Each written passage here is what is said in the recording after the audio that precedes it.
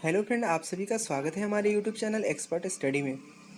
Friend, आज के इस वीडियो में मैं फाइनली आप लोगों से बात करने वाला हूं बिहार बेल्टर नई भर्ती 2024 के रिगार्डिंग एक बड़ी अपडेट्स के ऊपर।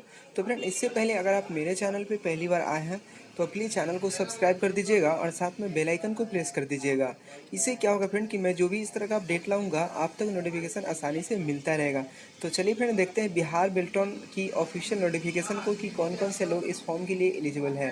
तो फ्रेंड, मेरे साथ वीडियो के अंत तक बने रहिएगा, मैं इसमें पूरी जानकारी आप लोगों को देने वाला हूँ।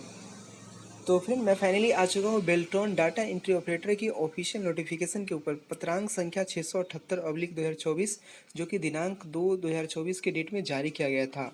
डाटा एंट्री ऑपरेटर की ऑनलाइन रजिस्ट्रेशन की सूचना हेतु Bihar state electronics development corporation limited Beltron man power agency के माध्यम से राज्य सरकार के विभागों, कार्यालयों, निकायों के अधिसूचनाओं के विरुद्ध संविदा के आधार पर डाटा एंट्री ऑपरेटर की सेवा उपलब्ध कराई जाती है। फ्रेंड, आप सभी को पता होगा कि बिहार सरकार के बहुत सारे ऐसे कार्यालय देखते होंगे जहाँ पे कुछ लोग कंप्यूटर पे काम करते रहते हैं। फ्रेंड, ये सभी डाटा एंट्री ऑपरेटर होते हैं, ठीक है, जो कि संविदा के आधार पे रखे जाते हैं, कुछ सैलरी पे रखे जाते हैं, जैसे कि 15,000 12,000 के सैलरी पे रखे जाते हैं।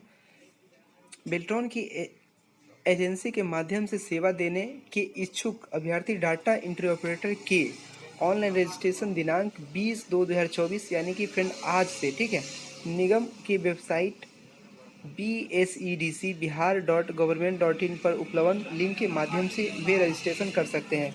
फ्रेंड, यानी कि अगर आप डाटा एंट्री ऑपरेटर के लिए ऑनलाइन करना चाहते हैं तो आज से यानी कि 20/2/2024 से आप यहाँ पे रजिस्ट्रेशन कर सकते हैं। इसके लिए क्वालिफिकेशन की मैं बात कर लूँ तो फ्रेंड, क्वालिफिकेशन जो रखा गया है 10+2, ठीक है, 10+2 यानी कि आपके पास इंटरमीडिएट का सर्टिफिकेट होना चाहिए और साथ में 1 वर्ष का कंप्यूटर कोर्स तथा हिंदी या अंग्रेजी टाइपिंग का अनुभव रखने वाले अभ्यर्थी अथवा 10+2 पास एवं बिहार कौशल विकास मिशन द्वारा 400 घंटे DDEO यानी कि domestic data entry operator computer प्रशिक्षण शैक्षणिक योग्यता रखने वाले सफल अभ्यर्थी यानी कि वैसे कैंडिडेट जो कि बिहार कौशल विकास मिशन के तहत 400 घंटे की ट्रेनिंग किए होंगे या 10+2 पास होना चाहिए और साथ में 1 साल का कोई भी कंप्यूटर का सर्टिफिकेट होना चाहिए, ठीक है, तो वे लोग इस फॉर्म के लिए एलिजिबल है।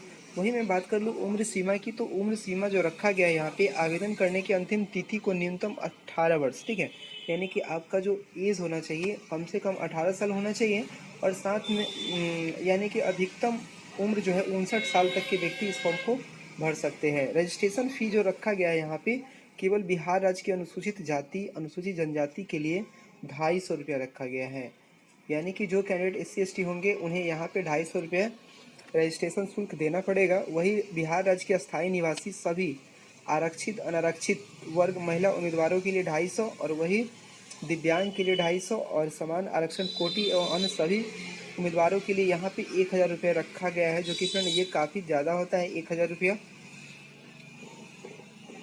वही मैं बात कर लूँ फ्रेंड यहाँ पे इम्पोर्टेंस डेट की, तो यहाँ पे आप देख सकते हैं date of publication of notice for registration यानी कि 20/2/2024 और इसका स्टार्ट डेट ऑफ रजिस्ट्रेशन जो रखा गया है 20/2/2024 से और इसका इन डेट जो रखा गया रजिस्ट्रेशन का 15/3/2024 यानी कि 15/3/2024 इसका लास्ट डेट रखा गया है। तो इससे पहले आपको आवेदन करना होगा। परीक्षा का सिलेबस यहाँ पे दिया गया है कि national institute of open schooling, ठीक है, के डाटा इंटरप्रेटर के सिलेबस कोड संख्या 336 के समान होगा।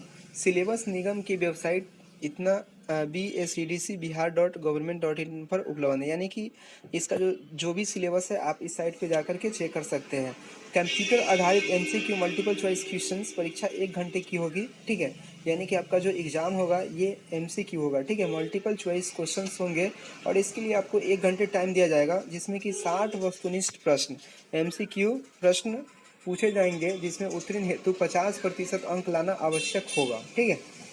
और वही फ्रेंड यहाँ पर टाइपिंग की बात कही गई कि प्रत्येक टाइपिंग परीक्षा टेस्ट के लिए आपको अलग अलग टाइम दिया जाएगा, ठीक है। हिंदी टाइपिंग टेस्ट जो होगा आपका मंगल फॉन्ट पे होगा तथा रेमिंगटन गेल की कीबोर्ड लेआउट पर ली जाएगी। दक्षता का स्तर अंग्रेजी में न्यूनतम 30 वर्ड पर मिनट, ठीक है। अगर आप इंग्लिश में टाइपिंग करना चाहते हैं तो आपका जो स्पीड होना चाहिए वो 30 वर्ड पर मिनट होना चाहिए और जो कैंडिडेट हिंदी में टाइपिंग करना चाहते हैं तो उनके लिए 25 वर्ड पर मिनट होना चाहिए, वो भी करेक्ट वर्ड्स होना चाहिए, ठीक है। यानी कि 30 और 25 का क्राइटेरिया रखा गया है टाइपिंग का। और ये फ्रेंड कुछ क्वालिफाइंग नेचर दिए गए हैं, तो ये आप लोग देख लीजिएगा, ठीक है। और उम्मीदवारों को फॉर्म भरने में पूरी सावधानी बरतनी चाहिए। अपूर्ण एवं गलत कागजात वर्णित स्थान पर अपलोड नहीं करने की स्थिति में भी आवेदन अस्वीकार कर दिए जाएंगे।